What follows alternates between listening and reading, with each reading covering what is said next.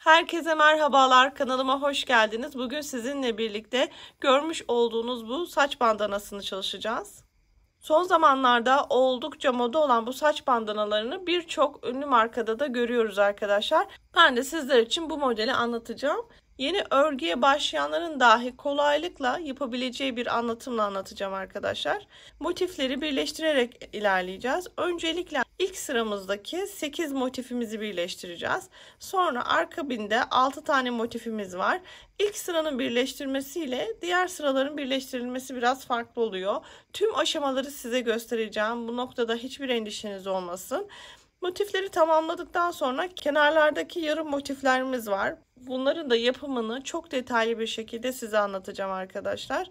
Hemen bandanamızın ölçülerine kısaca bir bakalım. Yaklaşık olarak boyu arkadaşlar 46 santim. Şu noktadan uç noktasına kadar ölçüsü de 24 santim. Bir de şuradaki üçgenin boyutunu vereyim. Uzunluğunu vereyim. Burası da arkadaşlar yaklaşık olarak 34 santim. Bandanamızın detaylı anlatımına geçmeden önce hala daha kanalıma abone değilseniz abone ol butonundan ücretsiz bir şekilde abone olmayı unutmayın. Böylece tarif videolarımı kaçırmamış olursunuz. Bu videoma da beğeni ve yorum yaparsanız çok sevinirim. Dilerseniz hemen şimdi gelin bandanamızı örmeye başlayalım. Bandanamız için orta kalınlıkta bir pamuklu iplik kullanıyorum arkadaşlar. Tüm tuhafiyelerden rahatlıkla bulabileceğiniz bir iplik. Şöyle göstereyim. 2,5 milimde yün tığı kullanıyorum. Öncelikle bir tane motifimizi yapmakla başlıyoruz. İlk bir tane tam motifimizi yapacağız. Sonra birleştire devam edeceğiz. İpliğimi parmağıma sardım. Bir miktar ipliği uzunca bıraktım. Bu ipliğimi şöyle parmağıma doluyorum. Çarpı işaretini gördüm. Tığımı geçirdim. Arkadan bir tane ilmek aldım. Daha sonra 1, 2, 3, 4, 5. 5 tane zincir çektim. Tığımın üzerine bir ilmek aldım ve tam halkamın ortasına battım. Arkadan ilmeğimi çıkardım. Tığımda 2 ilmek varken diğer ikisini birlikte örerek ikili trabzan yaptım. Hafiften parmağımı bakın halkadan çıkartıp şu noktada da birazcık ipliğimi daralttım. 2 tane zincir çektim. Tığımın üzerine aldım ve yine halkamın ortasına batarak arkadan ilmeğimi çıkardım. Tığımda yine 3 ilmek varken diğer ikisini birlikte örerek ikili trabzan ördüm. Devam ediyorum. 2 zincir üzerine aldım. Yine halkanın ortasına batıp arkadan ilmeğimi çıkardım. 2 defa da çıkarak ikili trabzan yaptım. Devam ediyorum. 1, 2 üzerine alıyorum. Halkamın ortasına battım. Arkadan çıkardım. Tığımda 3 ilmek varken 2 defa da çıkarak ikili trabzan yaptım. Bakın bu şekilde arkadaşlar 1, 2, 3, 7'ye tamamlayacağız. Tekrar 2 zincir üzerine alıyorum. Ve bir ikili trabzan daha. 1, 2, 3, 4, 5 devam ediyorum. 1, 2 zincir üzerine alıyorum. Halkamın ortasına battım. Çıktım. 2 defa da çıkıyorum. Üstten de halkamı bir tık kapattım. 1, 2 zincir üzerine alıyorum. Ortasına battım. Çıktım. 2 defa da çıkıyorum. Bakın 7 tane boşluk oldu. Şimdi bu noktada 1, 2 zincir çekiyorum. Ve halkamı şöyle hafiften iyice kapatıyorum. Bakın 2 zincir çekmiştim. Başlangıçtaki 5 zincirimizin arkadaşlar 3. zincirini buluyorum. Tepesine batıyorum. Arkadan ilmeğimi çıkartıp ilmek kaydırmayla birinci sıramı bitiriyorum. Toplamda şu boşluklardan arkadaşlar 8 tane olması lazım. Bakın 1, 2, 3, 4, 5, 6, 7, 8. Şimdi bu boşlukların içini tamamlayarak devam edeceğiz. İlmek kaydırma yaptıktan sonra şu boşluğa batıyorum. Arkadan ilmeğimi alıyorum. Bir ilmek kaydırma yaparak tam böyle boşluğun dibine geliyorum. Bakın. Daha sonra 1, 2 zincir çekiyorum. Tığımın üzerine alıyorum. Boşluğa batıp arkadan bir tane ilmek çıkartıyorum.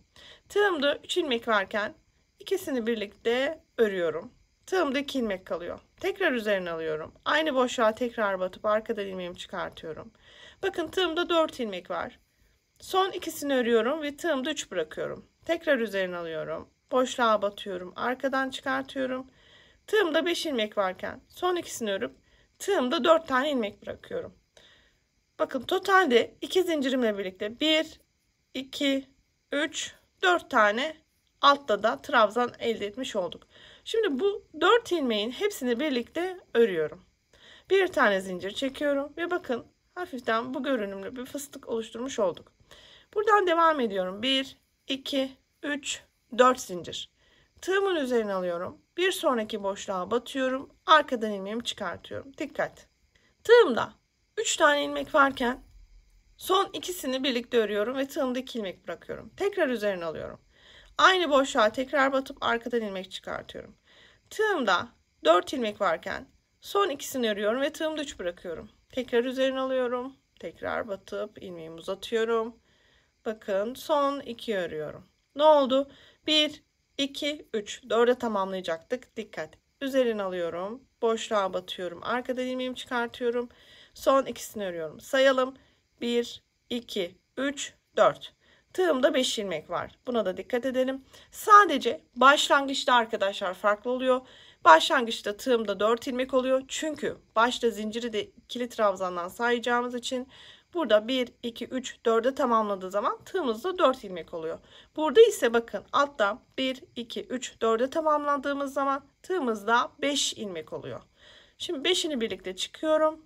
Bir zincir çekiyorum ve devam. 1, 2, 3, 4 zincir. Üzerine alıyorum. Boşluğa battım. Arkadan ilmeğimi uzattım. Bakın tığımda 3 ilmek var. Son ikisini örüyorum. 1. Devam ediyorum. Bakın. 2. Devam. 3. Ve 4. Tığımda 5 ilmek kaldı. Hepsini birlikte çıkıyorum. Bir zincir. Daha sonra 1, 2, 3, 4. Üzerine alıyorum ve bir sonraki boşluğa batıyorum. Uzattım. Son ikisini ördüm. Bakın tığımda 2 ilmek var. Üzerine aldım. 2. Hep son 2 örüyoruz arkadaşlar. 3. Son 2, 4 ve tığımda 1, 2, 3, 4, 5. Aşağıda da 1, 2, 3, 4 tane. Hepsini birlikte çıkıyorum. Bir zincir. Daha sonra arada 1, 2, 3, 4 zincir. Ve bu işlemleri arkadaşlar sıra sonuna kadar devam ediyoruz. Evet, sonuncu fıstık örgümü de yaptım. Bakın 1, 2, 3, 4, 5, 6, 7, 8 tane elde ettik. Şimdi 1, 2, 3, 4 zincir çekiyorum. Ve baştaki fıstığımın tam böyle yukarıdaki noktasını buluyorum. Arkadan ilmeğimi çıkartıyorum. Tığımdaki ilmekten geçirerek ilmek kaydırma yapıyorum. Bakın böylece birinci modelimi bitirmiş oldum. Burada bir tane de zincir çekiyorum. Şöyle sıkılayıp ipliğimi kesiyorum.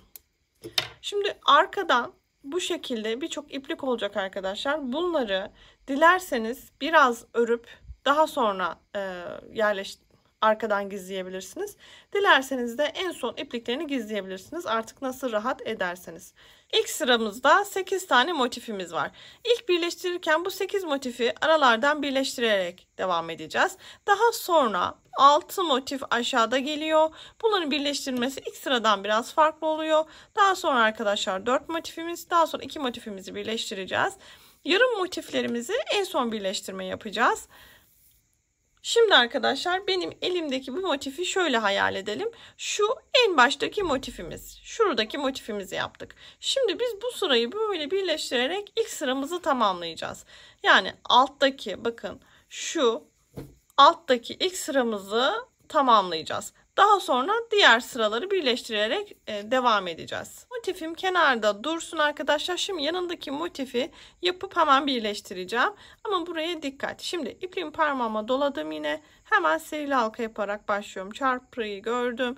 Arkadan ilmeğimi aldım. Sonra 1, 2, 3, 4, 5 zincir çektim. Tığımın üzerine aldım. Halkamın içerisine battım, çıktım. Şimdi ikili trabzan yaptım. Aralarda 2 zincir çekip tığımın üzerine alıp ikili trabzan yapıyorduk. İlk sırada hatırlayalım. Bu şekilde arkadaşlar ilk sıramı tamamlayayım. Aynı arkadaşlar birinci motifi ördüğümüz gibi nasıl örüyorsak ilk sırasını o şekilde yapıyoruz. Toplamda 8 boşluğa oluşturacağız. 1, 2, 3, 4, 5. Devam ediyorum. 2 zincir. 6. Şimdi son boşluğum 7. Bakın 7'ye tamamladım. Sihirli halkamı kapatıyorum. 2 zincir çekiyorum. 1, 2.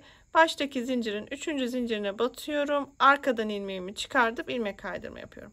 Bakın 8 tane boşluğu elde ettim.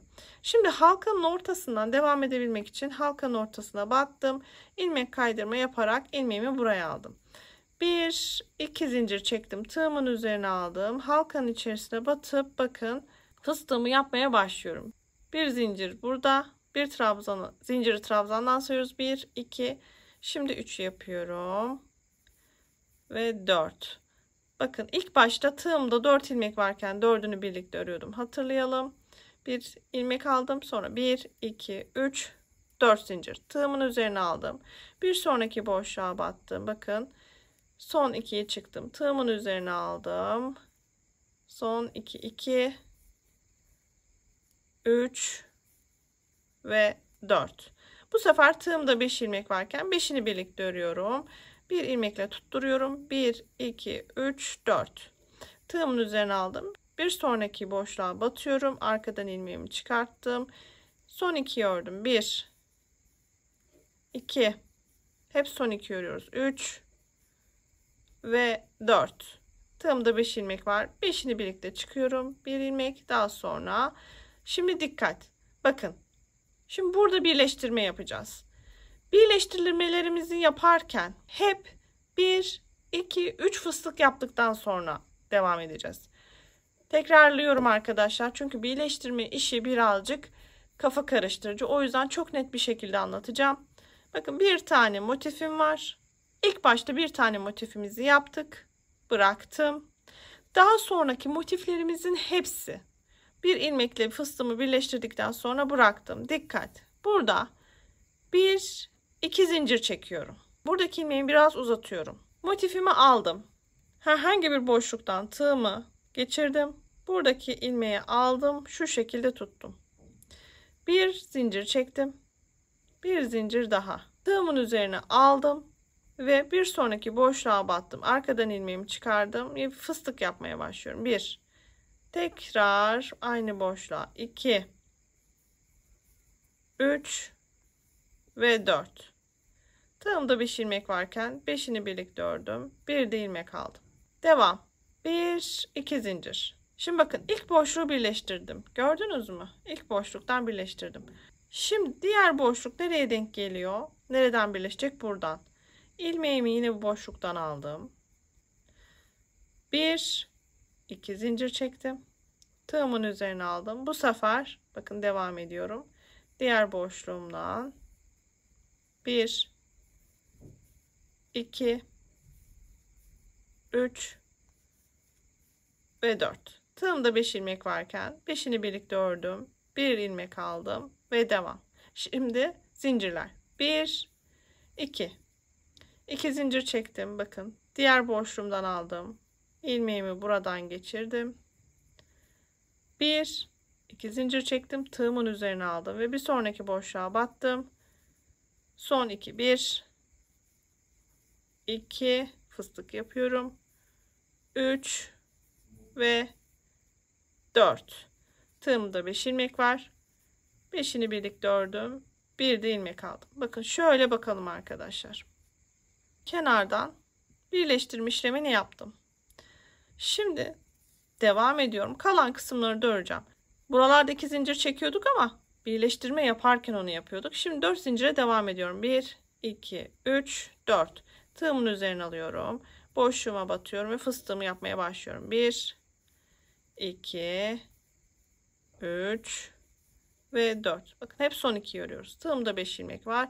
5'ini birlikte ördüm. Bir ilmek de aldım.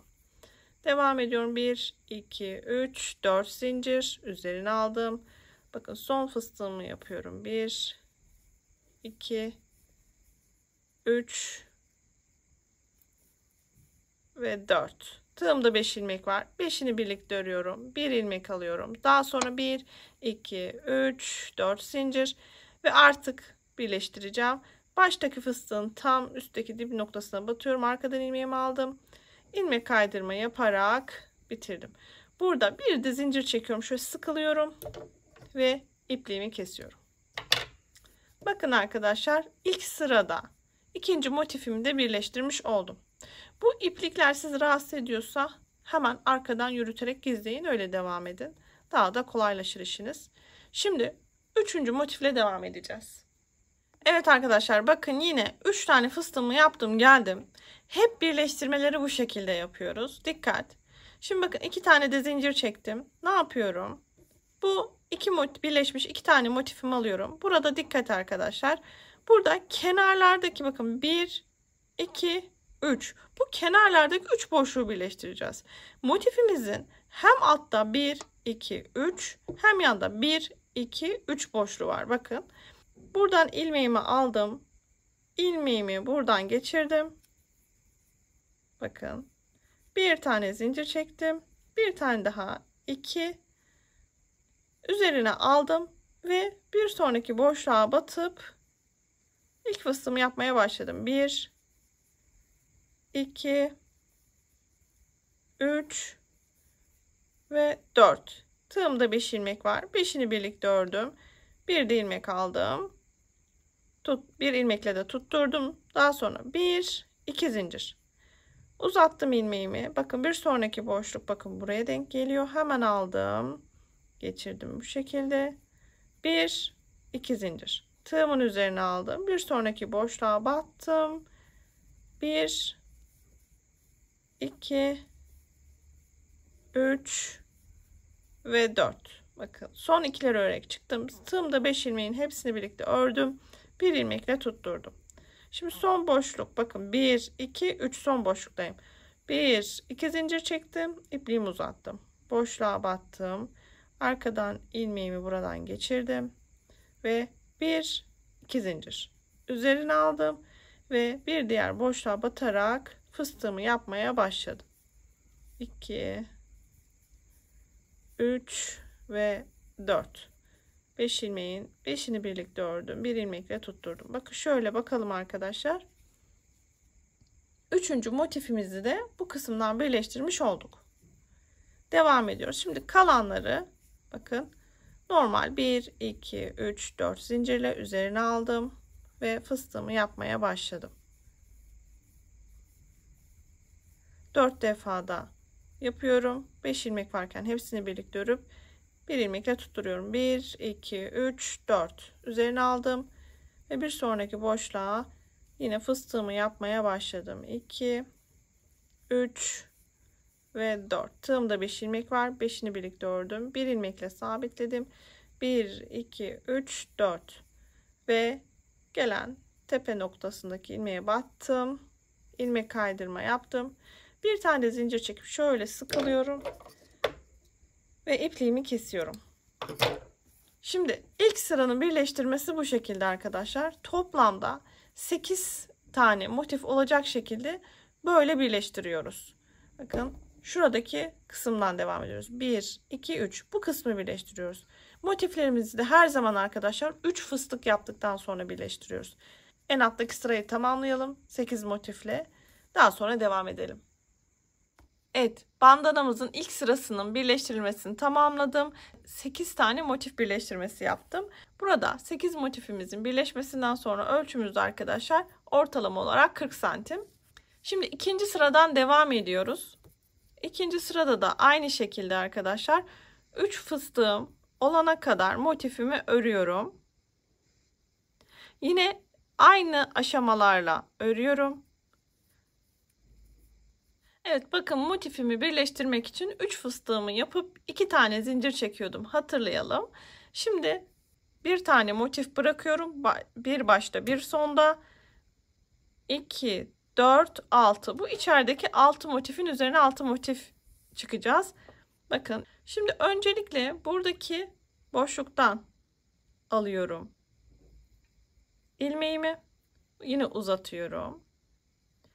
Daha sonra bakın buradaki boşluktan tığımı geçiriyorum ve buradaki ilmeğimi şu şekilde bu boşluktan da tutup uzatıyorum. Her iki boşluktan geçirdim. 1, 2 tane zincir çekiyorum. Tığımın üzerine alıyorum ve hemen bir diğer gelen boşluğuma fıstık yaparak devam ediyorum. Tığımda 5 ilmek varken yine 5'ini birlikte örüyorum. Bir tane ilmek alıyorum. Şimdi bakın ilk fıstığımı yaptım. Şimdi buradaki motifimiz bu şekilde üzerine gelecek. Dikkat. 1 2 zincir çekiyorum. Bakın nereye geleceğim? Buraya. Burası köşe olmadığı için tek bir boşluktan geçireceğim. Geçirdim. 1 2 zincir çektim. Tığımın üzerine aldım ve hemen ilk gelen boşluğa yine fıstık yaparak başladım. 2 3 ve 4. Tığımda 5 ilmek varken 5'ini birlikte örüyorum. Bir ilmekle tutturuyorum. 1 2 zincir çekiyorum. İlmeğimi uzatıyorum. Şimdi bakın arkadaşlar yine köşeye geldim. 2 tane boşluğum var. Tek bir yerden geçirmiyoruz arkadaşlar. Her iki taraftan geçireceğiz. İlmeğimi buradan bu şekilde çıkardım. Bakın uzattım. Daha sonra tığımı buradan geçirdim. Bu ilmeğimi alıp bu boşluğun içinden de bu şekilde geçirdim. Ve burada 1 2 zincir çektim. Bakın. Sonra tığımın üzerine alıp hemen ilk boşluğa fıstık yapmaya başladım. 2 3 ve 4. Tığımda 5 ilmek varken 5'ini birlikte çıkıyorum. Bir ilmekle tutturuyorum. Şimdi kalan kısımlarını normal örüyorum. 1 2 3 4 zincirle yani ve fıstık yapmaya başlıyorum.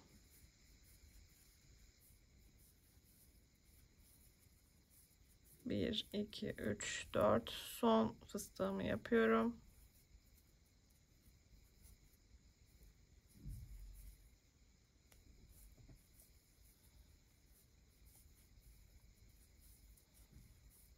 Bir, iki, üç, dört zincir ve yine başlangıç noktasına ilmek kaydırmayla sabitliyorum. Bir zincir çekip ipliğimi şöyle sıkılayıp kesiyorum. Bakın arkadaşlar, ikinci sırada da ilk motifimi bu şekilde birleştirmiş oldum. Şimdi ikinci motifimi birleştiriyorum. Yine motifimi 3 tane fıstık olana kadar bildiğimiz gibi örüyoruz.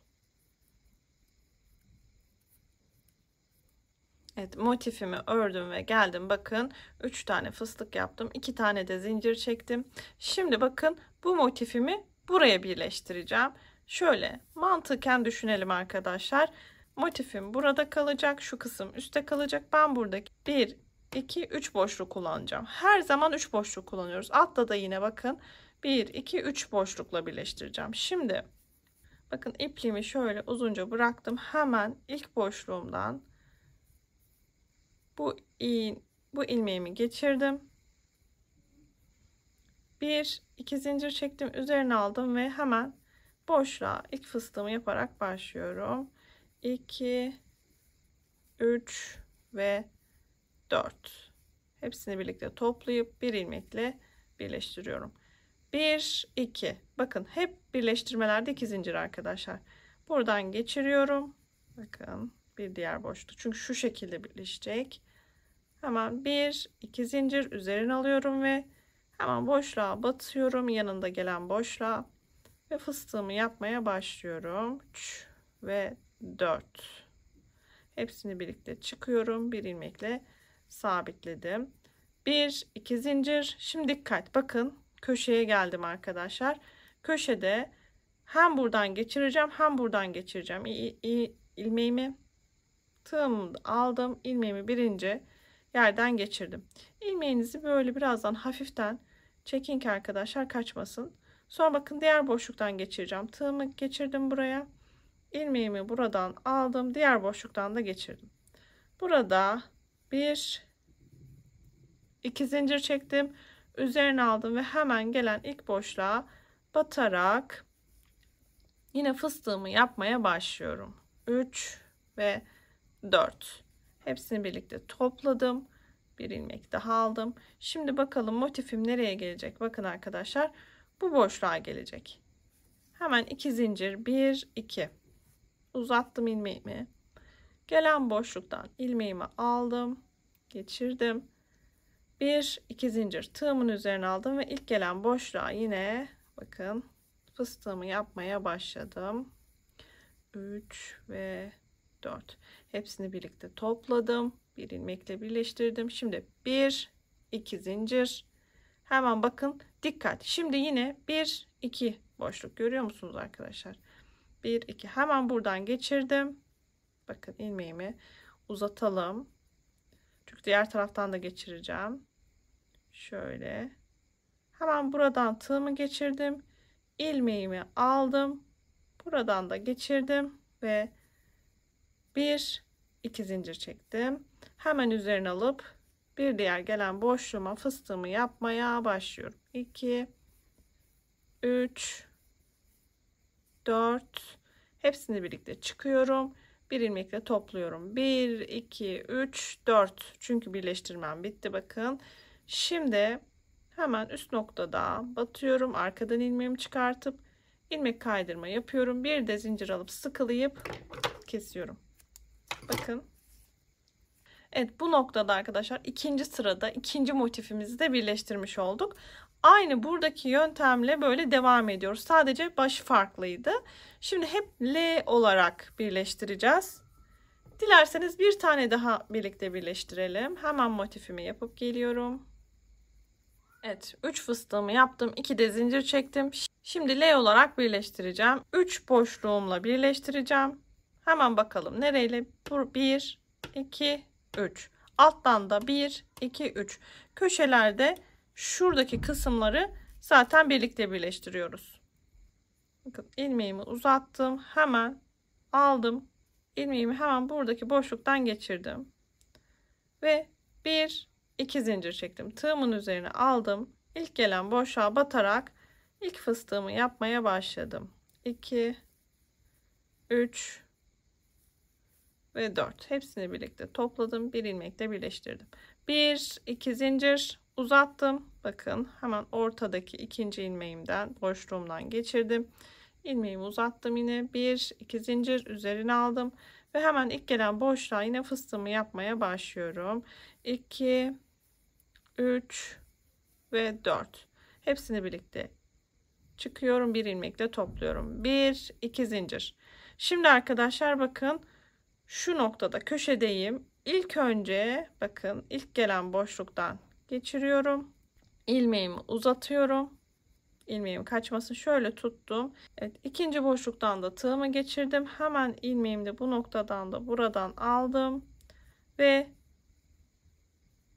1 2 zincir çektim, üzerine aldım ve fıstığımı yapmaya başladım. İlk gelen boşluğuma 3 ve 4. Hepsini birlikte çıktım, ilmekle topladım. 1 2 zincir. Şimdi bakın alt kısmını birleştirmeye devam ediyorum. Nereye denk geldi? Buraya. Hemen ilmeğimi buradan geçirdim. 1 2 zincir çektim, üzerine aldım ve ilk gelen boşluğa fıstığımı yapmaya başladım. 3 4. Hepsini birlikte topladım. Bir ilmekle birleştirdim. Şimdi arkadaşlar bakın köşedeyim. 2 zincir çekmeyi unutmayalım. 1 2 2 zincir çektim. Şimdi hem buradan bakın hem buradan geçireceğim. Şöyle aldım. Bakın ilk boşluğumdan ilmeğimi geçirdim. Tuttum. İkinci boşluğa geldim. Bu ilmeği buradan da geçirdim ve hemen 1 2 zincir çekip ilk gelen boşluğa yine fıstık yapmaya başladım. Zaten son boşluğumuz arkadaşlar 3 ve 4. Hepsini birlikte topladım. Bir ilmek aldım. 1 2 3 4. Artık çünkü birleştirme bitti ve tepe noktasına batıp ilmek kaydırma, bir zincirle bitirdik. Evet. Hiç de zor değil mi arkadaşlar? Evet, böylece bakın ikinci sıramızda üçüncü motifimizi de bitirmiş olduk. Çok güzel ilerliyor örgümüz. Aynı şekilde devam ediyoruz. 4 5 6 motifi birleştireceğiz. Yine L şeklinde birleştireceğiz arkadaşlar. Bu sırayı bitirelim. Daha sonra 3. sıradan devam edelim. 3. sıradan motifimi birleştirmeye devam ediyorum. 3 tane fıstığımı yaptım. 2 zincirimi çektim ve geldim. Bakın bir tane motif bırakıyorum. İkinci motiften başlayacağım. Yalnız birleştirme yaparken şu köşeden şu köşedeki boşluğu da alıyorum arkadaşlar. Dikkat. Bir önceki motifin boşluğunu da alıyorum. Bu noktada bakın ilmeğimi geçirdim. Uzunca tutuyorum. Daha sonra ne yapıyordum? Hemen yanındaki boşluktan aldım. Bu ilmeğimi buradan da geçirdim. 1 2 zincir çektim ve üzerine aldım. İlk gelen boşluğa batarak fıstığımı yapmaya başladım. 2 3 ve 4. Tığımda 5 ilmek varken 5'ini birlikte örüyorum. Bir ilmekle tutturuyorum. Devam. 1 2 2 zincir çektim. Bakın arkadaşlar nereye denk geliyor? Hemen şuradaki boşluğa ilmeğimi buradan geçirdim. 1 2 zincir üzerine aldım. Hemen ilk gelen boşluğa yine fıstık yapmaya başlıyorum. 2 3 ve 4. Hepsini birlikte ördüm. Bir ilmek aldım. Yine evet, 2 zincir çektim. Şimdi bakın arkadaşlar buradaki köşe noktasındayım. Ne yapıyoruz? Hem buradan hem de yanındaki boşluktan geçireceğiz. İlk önce ilk boşluktan ilmeğimi geçiriyorum ve uzunca bırakıp tutuyorum. İkinci boşluğa geliyorum. Tığımı geçirdim. İlmeğimi hemen buradan da bakın bu şekilde geçiriyorum. 1 2 zincir çekiyorum. Tığımın üzerine alıyorum ve ilk gelen boşluğuma hemen fıstığımı örmeye başlıyorum. 3 ve 4 hepsini birlikte çıkıyorum. Bir ilmekle sabitliyorum. Şimdi bakın bunu L şeklinde değil de sadece alt kısımlarından birleştirerek devam edeceğim. 1 2 3 4 zincir çekiyorum bu yüzden ve diğer fıstıklarımı da yapmaya başlıyorum. Burayı da tamamlıyorum. Ve 4 zincir çekip bakın ilk sık iğnenin tepesine batıyorum. İlmek kaydırma yapıp bitiriyorum. Yine uzunca bir iplik bırakıp ipliğimi kesiyorum. Bakın arkadaşlar ilk motifimi birleştirdim. Şimdi kalan motiflerimde devam ediyorum. 1 2 3 motif daha yapacağım. Bu 3 motifi de aynı şekilde L halinde birleştireceğim. Yani hem bu noktaları birleştireceğim hem bu noktaları birleştireceğim. Bu şekilde devam edeceğiz. Hemen bir tanesini de birlikte yapalım. Çünkü bu birleştirme noktasında çok arkadaşlarımız takılıyorlar. O yüzden biraz ayrıntıya yer veriyorum arkadaşlar. Bilen arkadaşlarımız videoyu ileriye alabilirler veya daha hızlandırılmış bir şekilde izleyebilirsiniz. Şimdi bakın ne yapacağım? 3 tane boşluğumu bulacağım. Bakın 1 2 3. O zaman buradan başlıyorum. İlk ilmeğimi hemen bu şekilde buraya yerleştiriyorum. 1 2 zincir çektim, üzerine aldım ve ilk gelen boşluğuma fıstık yapmaya başladım. 2 3 ve 4. Hepsini birleştirdim. Bir ilmek daha aldım ve devam. 1 2. Şimdi yandan birleştiriyoruz. Bakın arkadaşlar nereye denk geliyor? Buraya. Hemen ilmeğimi buradan geçiriyorum ve 1 2 zincir çekiyorum. Üzerine aldım. İlk gelen boşluğa fıstığımı yapmaya başlıyorum. 2 3 ve 4. Hepsini birleştirdim. Bir ilmek aldım. 1 2 zincir. Şimdi bakın arkadaşlar köşe noktasına geldim. Şöyle göstereyim. Köşede nereye batacağız? Hem buraya hem buraya. İlk önce ilmeğimi bu noktadan şöyle geçiriyorum. Sonra diğer kısımdan da tığımı geçirip ilmeğimi buradan da geçiriyorum. Bir zincir, bir tane daha 2 üzerine alıyorum ve ilk gelen boşluğa fıstığımı örmeye başlıyorum. 4 defa da çıktım. Hepsini birleştirdim. Şimdi bakın yatayda birleştirmeye devam edeceğim. 1 2 2 de zincir çektim. Hemen hangi boşluğa geldi? Buraya. İlmeğimi buradan geçirdim. 1 2 zincir çektim. Üzerine aldım. İlk gelen boşluğa yine fıstığımı yapmaya başladım. 2 3 ve 4. Hepsini aldım. Bir ilmek daha aldım. Sonra 1 2 zincir. Hep 2 zincirle birleştiriyoruz. Bakın köşeye geldim. Dikkat. Ne yapacağım? Hem buradan hem buradan geçireceğim. İlk önce ilmeğimi buradan geçiriyorum. Tuttum elimle. Daha sonra buradan aldım. Buradan geçirdim. 1 2 zincir çektim. Üzerine aldım ve son kalan boşluğuma da fıstığımı yapıyorum. 3 ve 4. Hepsini birlikte topladım. Bir ilmek. Şimdi en son kapanış 1, 2, 3, 4. 4 zincir. Dibine battım. İlmek kaydırmayla bitirdim. Bir zincirle de sabitliyorum. Ve bakın arkadaşlar, bu şekilde ikinci motifimi de birleştirdim. Şimdi kalan iki motifi de birleştirelim. Aynı şekilde L şekilde birleştiriyoruz. Daha sonra arkadaşlar 4. sıramızdan devam edeceğiz. Şimdi 4. sırada yine baştan ve sondan bir motif bırakacağız ve bu iki motifin üst kısmındaki motiflerini birleştireceğiz. Hemen bir tane motifimi yaptım. Birleştirme için hazır ettim. 3 fıstığımı yaptım. 2 tane zincirimi çektim. Hemen birleştiriyorum. Bakın nasıl birleştiriyorum. Bu bir motif atlıyorum ikinci motiften, ama şuradaki boşluğa da unutmuyoruz arkadaşlar. Köşe boşluğunun ilkinden ilmeğimi bu şekilde yerleştiriyorum. İlkinden yerleştirdikten sonra şöyle tutuyorum. İkincisinden de alıp bu boşluktan da çıkartıyorum. 2 tane zincir çekiyorum. Üzerine alıyorum ve ilk boşluğa fıstığımı yaparak başlıyorum. 1, 2, 3 ve 4. Hepsini birlikte çıkıyorum. Bir de ilmek alıyorum. Ve devam arkadaşlar. Şimdi 2 zincir çekiyorum. İlmeğimi uzattım. Nereye denk geldi? Bakın. Buradaki boşluğa hemen ilmeğimi bu boşluk içerisinden geçiriyorum. 2 zincir çekiyorum. Üzerine aldım ve ilk gelen boşluğa yine batarak fıstığımı yapmaya başlıyorum. 3 ve 4. Hepsini birlikte örüyorum. Bir ilmek aldım. Şimdi 2 zincir birleştirme için bakalım nereye denk geldi. Bakın şimdi yine köşe noktasına geldi. İlk boşluğumdan ilmeğimi geçiriyorum. Tuttum. İkinci boşluktan da ilmeğimi geçirdim ve hemen 2 zincir çekip tığımın üzerine alıp ilk fıstığımı yapmaya başlıyorum. İlk boşluktan 4 ve birleştiriyorum. Bir ilmek aldım. Şimdi arkadaşlar bakın, birincisini normal bir şekilde alttan sadece birleştirdik. Dolayısıyla 4 zincir çekiyorum. 1, 2, 3 ve 4. Üzerine alıyorum ve boşluğa fıstık yapıyorum. 2, 3 ve 4. Hepsini birlikte örüyorum. Bir ilmek ve devam. 1, 2, 3, 4.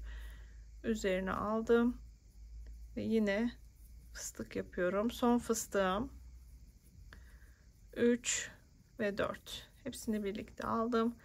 Bir ilmekle birleştirdim. 1, 2, 3, 4 ve ilk tepe noktasından ilmek kaydırma, bir de zincir ve ipliğimi kesiyorum. Ve devam arkadaşlar. Şimdi ikinci motifi de birlikte yapalım. İkinci motifi de L şeklinde birleştireceğim. Bunun için öncelikle bir yarım motif çalışacağım. 3, 4, 5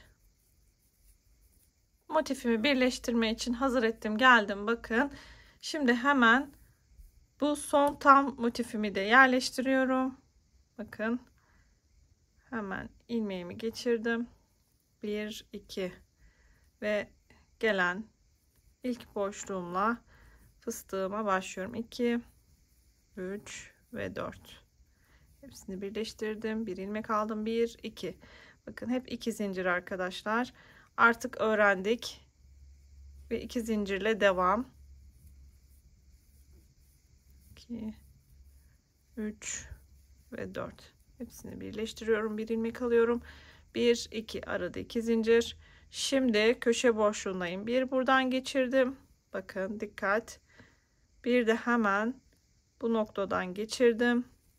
1, 2 zincir çektim. Tığımın üzerine aldım ve gelen ilk boşluğa fıstığımı yaparak başladım. 2, 3 ve 4. Hepsini birlikte ördüm. Bir ilmek aldım. 1, 2 zincir. Bakın nereye denk geliyor. Şimdi L kısmının alt yatay kısmından birleştiriyoruz. Hemen ilmeğimi bakın geçirdim. 1, 2 zincir çektim ve gelen yine ilk boşluğa fıstığımı yapmaya başladım. Hepsini topladım. Bir ilmek. Birleştirme için 1, 2 zincir ve yine köşe boşluğunda. Köşede bakın bu şekilde arkadaşlar, gayet rahat tutuyorum ilmeğimi. Bu noktada 1 2 zincir çekiyorum. Üzerine alıyorum ve sonuncu fıstığımı da yapıyorum. Artık tam bütün olarak motiflerimizi bitiriyoruz böylece. Bakın 1 2 3 4 zincirle hemen ilmek kaydırmayla bitiriyorum. Bir de zincir çekiyorum ve sıkıladım. Ve arkadaşlar bakın tam motiflerle yaptığımız kısmı bitirdik. 8 6 4 ve 2 tamamladık. Şimdi arkadaşlar bandanamızın kenarlarında olan yarım şeklinde olan motifler var. Bunları birleştireceğiz. 1 2 3 4 burada, 4 burada olmak üzere toplamda arkadaşlar 8 motif kenarlarda. Şimdi hemen şöyle ipliğimi elime alıyorum. Şöyle ipliğim parmağımda dolandım. Çarpıyı gördüm. Bir ilmek aldım. Bir ilmek daha. Şimdi bu sihirli halka yaparak başladım yine. 1, 2, 3, 4, 5 zincir yaptım. Tığımın üzerine aldım. Halkanın ortasına battım. Çıktım. Tığımda 3 ilmek varken ikisini bir, diğer ikisini birlikte yaparak ikili trabzan yaptım. Devam ediyorum. 1, 2 zincir üzerine aldım. Halkaya battım. Çıktım. Yine ikili trabzan. 1, 2 zincir üzerine aldım. Halkaya battım. Yine ikili trabzan. Şimdi burada 1, 2, 3 boşluk oldu. 4 boşluk olacak arkadaşlar. 1, 2 zincir yaptım. Üzerine aldım. Halkanın ortasına battım. Yine bir tane ikili trabzan yaptım. Bakın 1, 2, 3, 4 tane ikili trabzan oldu. Sihirli halkamın ucundaki ipliği böyle sıkıca çekiyorum. Bakın. Ve bir tane zincir çekip örgümü hafiften çeviriyorum. Bir de burada zincir çekiyorum. Şimdi ilmeğimi şöyle uzattım. Nereye gelecek köşe noktası? Bakın şu noktada bir motifim olacak. Bunu tuttum. Hemen bakın buradan geçirdim ve tığımın üzerine bir tane ilmek aldım. Hemen fıstığımı yapmaya devam ediyorum. 2 3 ve 4. Baştaki zincirle birlikte arkadaşlar bakın 1 2 3 4 tane trabzan oldu. 4 tane ilmeğim varken hepsini birlikte geçirip bir tane de ilmek alıyorum ve devam ediyorum. 1 2 zincir çekiyorum, ilmeğimi uzatıyorum. Nereye denk geliyor? Bakın buraya. Bu şekilde geçiriyorum. 1 2 zincir çekiyorum, tığımın üzerine alıyorum ve ilk gelen boşluğa yine fıstığımı yapmaya başlıyorum. 2 3 4 5 ilmeğim varken 5'ini birlikte çekiyorum. Bir ilmekle tutturuyorum. 1 2 zincir çekiyorum. Bakın arkadaşlar köşe noktasından devam ediyorum. Tam ortadaki birleşim noktasına ne yapıyorduk? İlk önce buradan geçiriyoruz. Daha sonra hemen şu boşluktan geçiriyorum. 1 2 ilmek alıyorum, üzerine alıyorum. Nereye, hangi yere batacağız? Buraya, üçüncü boşluğa. Hemen batıp fıstığıma başlıyorum. 2 3 ve 4. Tüm ilmekleri topluyorum. Bir ilmek daha alıyorum. Daha sonra 1 2 uzattım. Bakın nereye denk geliyor arkadaşlar? Dikkat. Buraya hemen ilmeğimi aldım. Arasından geçirdim. 1 2 zincir çektim. Üzerine aldım ve son boşluğa batıp son fıstığımı yapıyorum. 2 3 ve 4. Hepsini birlikte topladım. Bir ilmek aldım. Şimdi dikkat, burada artık 2 tane zincir çekmiyoruz arkadaşlar. Direkt ilmek kaydırmayla birleştireceğiz. Şöyle yapacağız. İlmeğimi birazcık uzun tutuyorum. Hemen bakın zincir çekmiyoruz, dikkat. Hemen bakın nereye batacağım? Buraya. Buradan ilmeğimi alıyorum. Ve bir tane zincir çekip buraya şöyle sıkılıyorum. Ve böylece sabitlemiş oluyorum.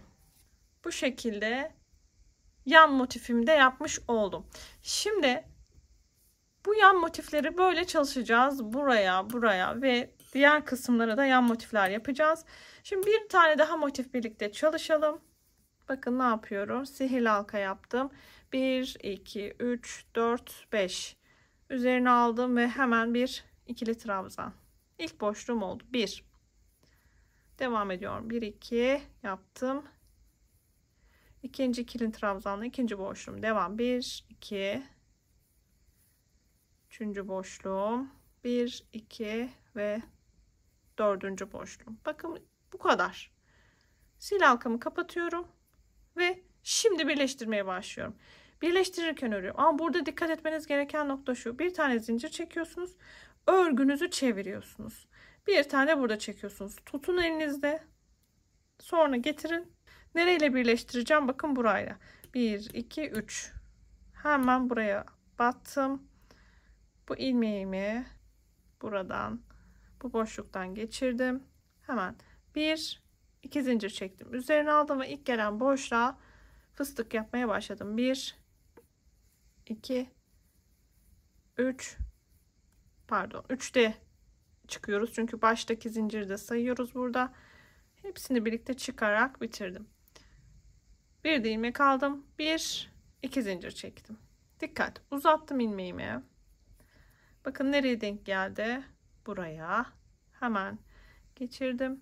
1, 2 üzerine aldım ve ilk gelen boşluğa, ikinci boşluğuma yine fıstık yapmaya başladım. 2, 3 ve 4. Hepsini birlikte ördüm. Bir ilmek aldım. 1, 2 de zincir. Şimdi bakın yine orta noktaya geldim. Artık öğrendik arkadaşlar.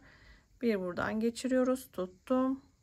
Bir de diğer taraftan ve 1, 2 zincir çekip ve üçüncü boşluğuma da fıstık yapmaya başlıyorum. 2, 3 ve 4. Hepsini birlikte aldım. Bir ilmek aldım. Şimdi 1, 2 zincir. Bakın nereye denk geldi? Ortaya. Hemen ilmeğimi çıkardım. 1, 2 ve son fıstığımı yapıyorum. 1, 2, 3 ve 4. Hepsini birlikte ör. Bir ilmek al. Şimdi arkadaşlar zincir çekmeden direkt nereyle birleştireceğim? Burayla. Bu şekilde ilmeğimi alıyorum ve bir tane zincir çekip buraya ipliğimi sıkılıyorum. En son bitişlerde arkadaşlar burada artık 2 tane zincir çekmiyoruz. Direkt bir ilmekle birleştiriyoruz. Bakın bu şekilde kenar motiflerimi de birleştiriyorum. Şimdi sol taraftaki yarım motiflerimi birleştirerek tamamladım. Şimdi sağ taraftan devam edeceğiz. Burada tek bir farklılık var. Soldan başlarken arkadaşlar direkt bakın şu kısımdan başlıyorduk. Sağdan başlarken buradan başlamayacağız. Çünkü bakın hazır ettim şimdi örgümü. 1, 2, 3, 4 boşluğum var. Bir zincir çektim. Örgümü çevirdim. Bir zincir daha çektim. Şimdi bakın mantıken şu yapı arkadaşlar şu şekilde buraya denk gelecek. Buradan başlayamayız. Zaten tığımız bakın şu noktada oluyor. Dolayısıyla sağ tarafı birleştirirken üstten başlayacağız. Alttan başlamayacağız da. Hemen bakın şu ilmekten birleştirmeye başlayacağız. Şöyle bakın tutuyorum. İlmeğimi uzunca bıraktım. Şöyle bakın bu ilmekten başlıyorum. Hemen ilmeğimi arasından geçiriyorum. Ve zincir çekmeden direkt üzerine alıp ilk fıstığımı buraya yapmaya başlıyorum. Baştaki zincirimi de sayacağım için arkadaşlar 1, 2, 3, 4 tane olmuş oldu. Hepsini birlikte ilmeğimden geçirip bir tane ilmek alıyorum. Bu noktada 1, 2 zincir çekiyorum. İpliğimi uzattım. Bakın nereye denk geliyor arkadaşlar? Buraya. Hemen buradan ilmeğimi bu şekilde geçirdim. 1, 2 zincir üzerine aldım ve ilk gelen diğer boşluğuma batarak yine buraya fıstığımı yapmaya başlıyorum. 4'te çıktım. Hepsini birlikte ördüm. Bir ilmek aldım. 1, 2 zincir.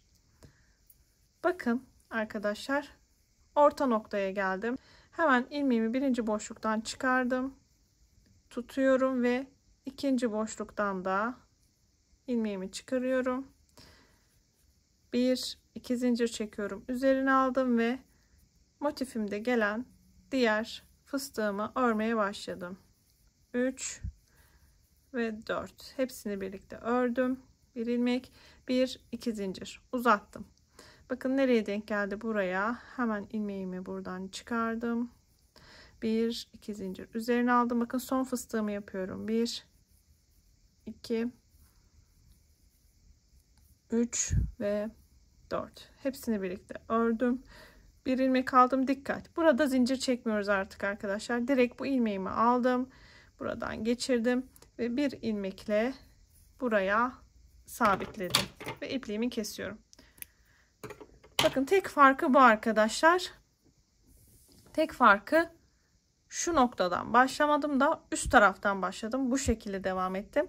Şimdi aynı şekilde şu iki motifimizi de yapıp tamamlayalım. Kenarlardaki motiflerimi de bitirdim. Şimdi üstteki motifleri çalışacağız. Bakın bu şekilde yarım motifimizin ilk kısmını yaptım.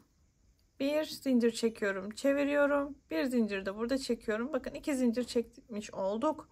Şimdi birleştirme işlemimizi yapacağız. Nereye birleştireceğiz? 2 tam motifimiz var. Bu 2 tam motifimizin ilk motifinin şu kenarından başlayarak birleştireceğiz. Bakın şöyle hemen şu şekilde ipliğimi geçirdim.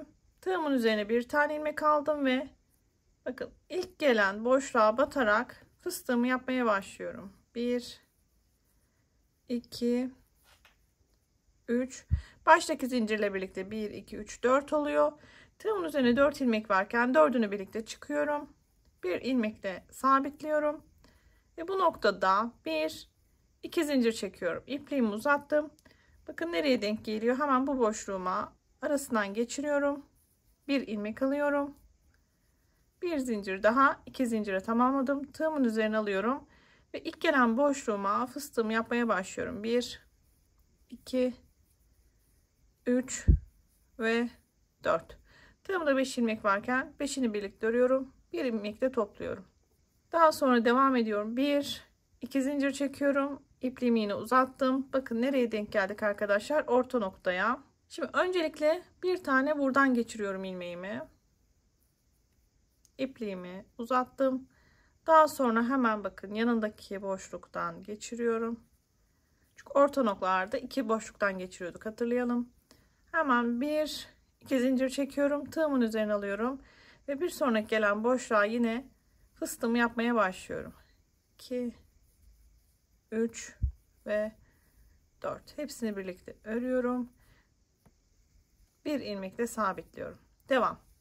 Şimdi şöyle bakalım arkadaşlar. Bakın artık birleştirmeyeceğiz. Burada 1 2 3 4 zincir çekiyorum.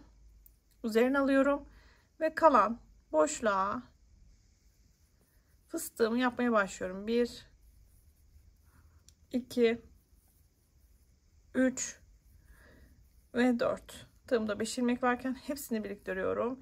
Bir tane ilmekle topluyorum. Şöyle sıkılıyorum ve bu noktada ipliğimi kesiyorum. Kalan ipliği yine arasından gezerek yürüteceğiz arkadaşlar. Bakın bu kısmı ördük. Şimdi bir diğer kısmı öreceğiz. Hemen birleştirme işlemi için ilk kısmı yapıyoruz. 4 5 motifimizin ilk aşamasını birleştirme için tamamladım. Bir zincir çektim, çevirdim, bir zincir daha. Şimdi bakın bu motifimde nasıl birleştireceğim arkadaşlar? Şu şekilde denk gelecek.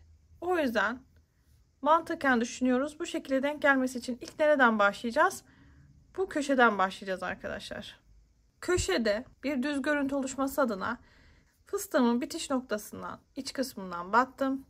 Burada bir tane ilmek alıyorum ve ilmek kaydırma yaparak bu şekilde buraya tutturuyorum. İlmek kaydırmayla tutturduktan sonra bakın motifimde şöyle tuttum.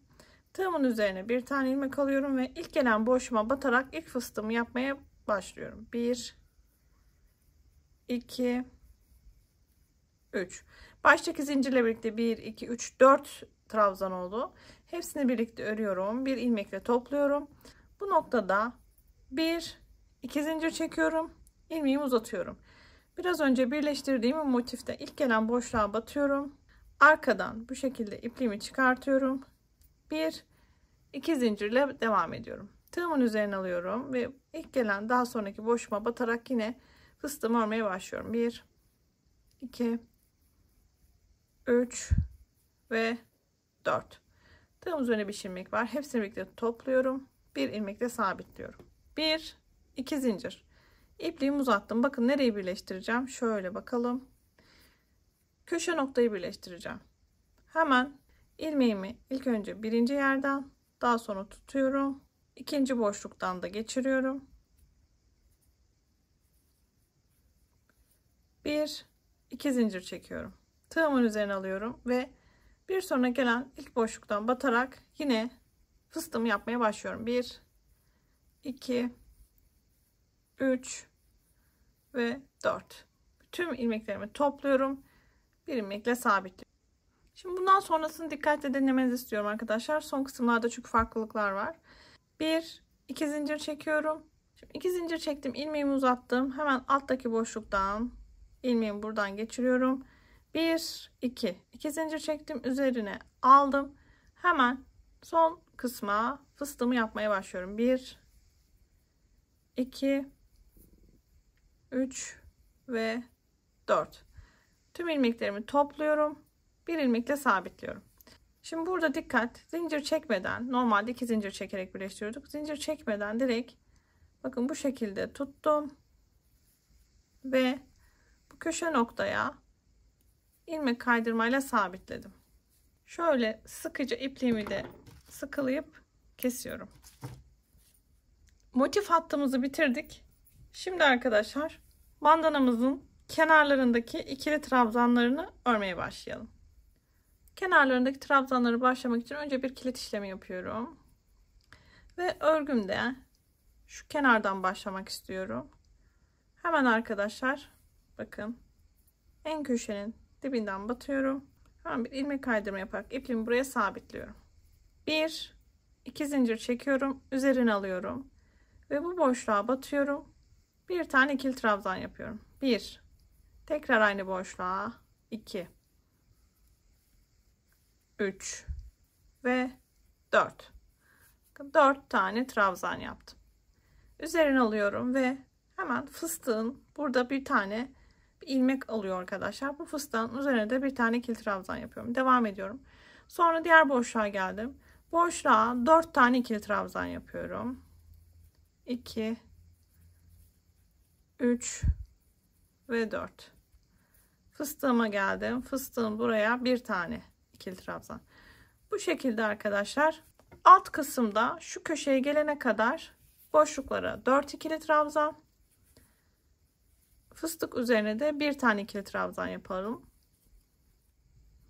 Sıranın sonuna doğru geldim. Bakın arkadaşlar boşluklara 4 ikili trabzan, fıstıkların üzerine de bir ikili trabzan yaptım. Şimdi köşe noktasında bakın burada fıstığımızın şu boşluğu var. Normalde buraya bir tane yapıyorduk. Yalnız köşe olduğu için buraya 3 ikili trabzan birden yapıyoruz. 2 ve 3. Çünkü köşe noktası arkadaşlar dönüş yapmamız lazım. Bu yüzden 3 tane ikili trabzan yaptım. Dönüşte bu şekilde. Şimdi kenar kısımdayım. Bakın şu kenar kısmına devam edeceğim. Şimdi buradaki boşluklar arkadaşlar 2 zincir çektiğimiz kısma 2 tane ikili trabzan, 4 zincir çektiğimiz kısma 4 ikili trabzan yapacağız. Şimdi buraya 4 tane yapmam gerekiyordu. Devam ediyorum. Yine fıstığın üzerine bir tane ikili trabzan. Bakın şimdi 2 tane zincir çektiğim noktaya geldim. Buraya 2 tane ikili trabzan. Şimdi bir de bu şekilde arkadaşlar yatayda olan fıstıklarımız var. Bunlara da böyle 1, 2, 3 veya 4 tane ikili trabzan yapabilirsiniz. Bir bakın hangisi daha iyi duruyorsa o şekilde yapın arkadaşlar. Şimdi gelin bakın 2 tane zincir çektiğim noktadayım. Buraya şimdi 2 tane ikili trabzan yapacağım. Şu orta noktada ya da bir tane ikili trabzan. Şimdi 2 tane zincir. Buraya da 2 tane. Bu şekilde arkadaşlar trabzanlarla çevresini dönüyoruz. Yine şu noktaya kadar devam edelim. Şuradaki uç kısmını birlikte yapalım. Evet bakın uç noktasına geldim arkadaşlar. Şimdi bu noktaya da yine ikili trabzanlar yaparak devam ediyorum. Bu ikili trabzanların fıstıklarımın yatayda olduğu kısım. Her bir fıstığın üzerine 3 ikili trabzan veya 2 tane ikili trabzan yapabilirsiniz. Evet. Uç kısmını bitirdikten sonra bu kenar kısmında devam ediyoruz. En son arkadaşlar bakın bu noktadaki köşe noktasındayız. En sonki fıstığın içerisine bir değil de 2 ikili trabzan yapıp bitireceğiz. O noktaya kadar devam edelim. Evet en son köşemizde arkadaşlar 2 trabzan birden yapıyorum. bir trabzanı, bir zinciri de ilk sıranın başında yaptığımız için bunu trabzandan sayıyoruz. Zincirimin tepe noktasına batıyorum. Arkadan ilmeğimi alıp ilmek kaydırma yaparak kenarlardaki trabzan kısımlarını da bitirmiş oluyorum. Şimdi arkadaşlar devam edelim. Bu noktada kenarlarını bitirdikten sonra şu kısımdaki zincir ve üzerindeki sık iğneyi yapacağız arkadaşlar. Burada ipliğimi koparmadan hemen zincir çekmeye başlıyorum. Dilediğiniz uzunlukta zincir çekebilirsiniz. Ben 30 tane çekeceğim. 30 zincirimin boyu bu şekilde oluyor. Dilerseniz zincir şeklinde bırakabilirsiniz. Dilerseniz de bakın ikinci zincirden başlayarak her bir zincire sık iğne giderek biraz daha kalınlaştırabilirsiniz. Orijinalinde sadece zincir vardı. Ama ben sık iğne ile yapmak istedim. Bu şekilde zincirimizin sonuna kadar öreceğiz. Evet, şöyle bakalım. En son bitiş kısmında arkadaşlar hemen bakın bir tane ilmek atlayıp ikinci gelen köşe noktasındaki ilmeğe tığımın arasındaki ilmekten geçirerek ilmek kaydırma yapıyorum. Bu noktada ipliğimi sıkıladıktan sonra kesiyorum. Kalan iplikleri de arka kısmından geziyerek yürüteceğim. Aynı şekilde diğer uca da yapacağım arkadaşlar. Diğer uca yaparken de hemen bir tane kilit işlemi yapıyorum. Uç kenarını alıyorum. Tam dibindeki noktadan batıp ilmek kaydırmayla ilmeğimi sabitliyorum. 30 zincir yine çekeceğim. 30 zincir çektikten sonra üzerine sık iğne yapıyorum arkadaşlar. Ve aynı şekilde ilmek kaydırmayla bu kısmını da tutturuyorum. Evet arkadaşlar, kenarlarını da tamamladık. Bir buharlı ütüyle de şöyle hafiften bir arka kısmından ütü yapabilirsiniz. Çok daha güzel duracaktır bandananız. Böylece motifli bandana yapımımızın da sonuna geldik. Videomu beğenmeyi, yorum yapmayı ve hala daha kanalıma abone değilseniz abone ol butonundan ücretsiz bir şekilde abone olmayı unutmayın. Bir başka tarif projesine görüşmek üzere. Herkese keyifli çalışmalar diliyorum. Hoşça kalın.